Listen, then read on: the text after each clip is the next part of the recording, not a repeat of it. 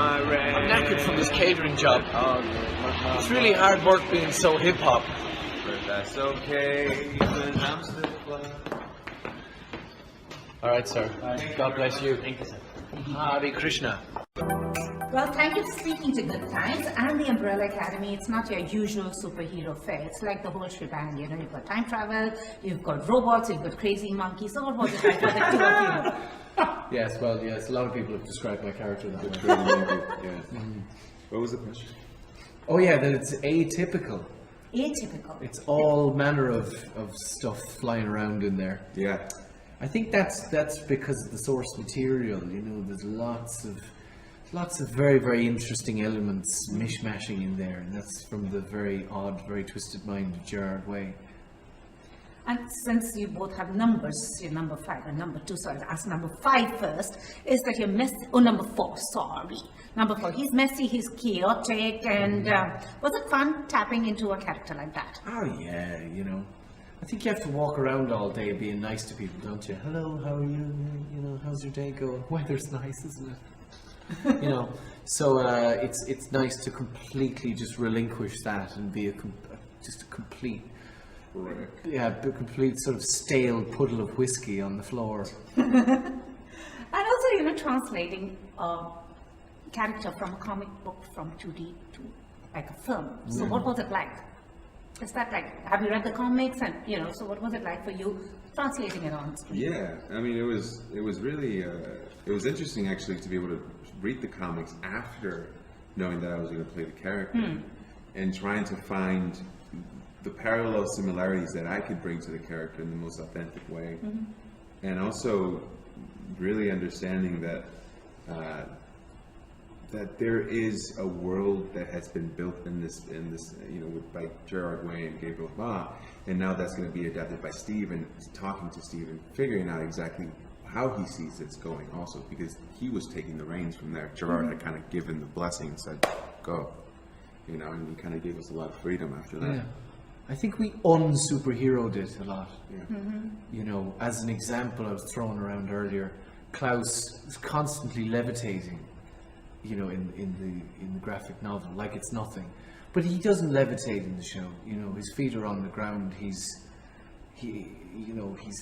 95% human, the last 5 just happens to be that ability that he has, that he tries his best to forget about, you know, so he's very, very, very much, we all are, I think, very, very much human first.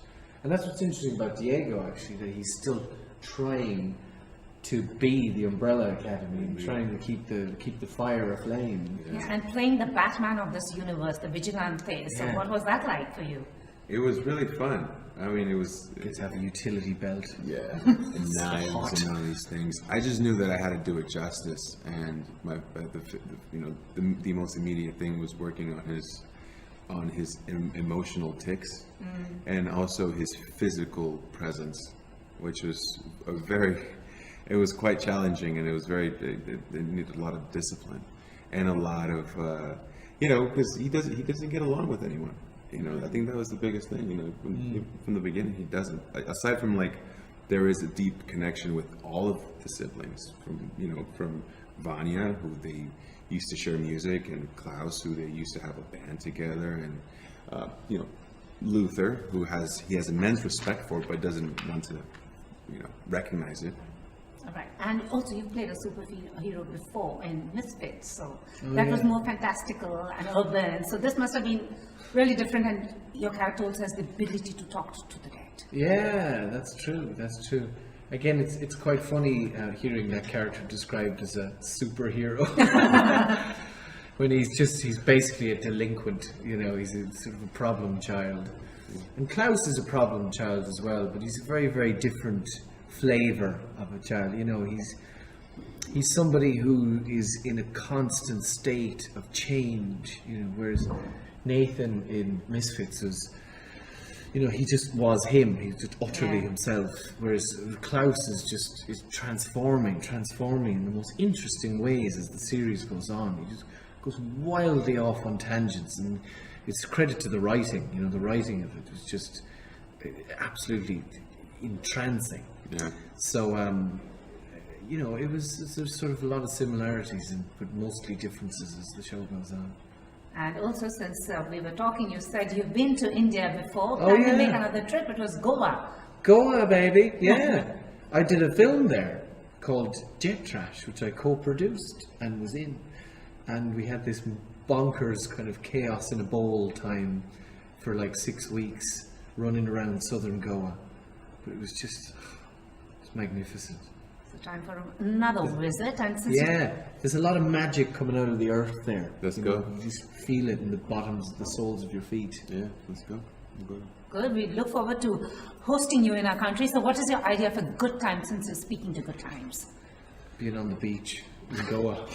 Yeah, I like that. Yeah. Yeah. And what about you? Is there a beach on Goa? Yes. It's Oh, yeah. fabulous. Then we're It's going. gorgeous. Then It's we're. beach.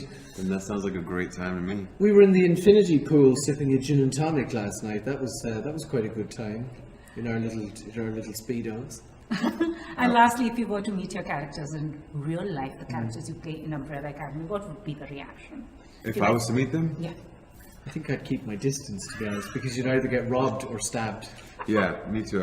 I'd keep my distance from myself. Anyway, thank you so much. Looking forward to that Thanks, show. Pooja. Lovely speaking to you. Nice to meet you. Thank you. Appreciate it.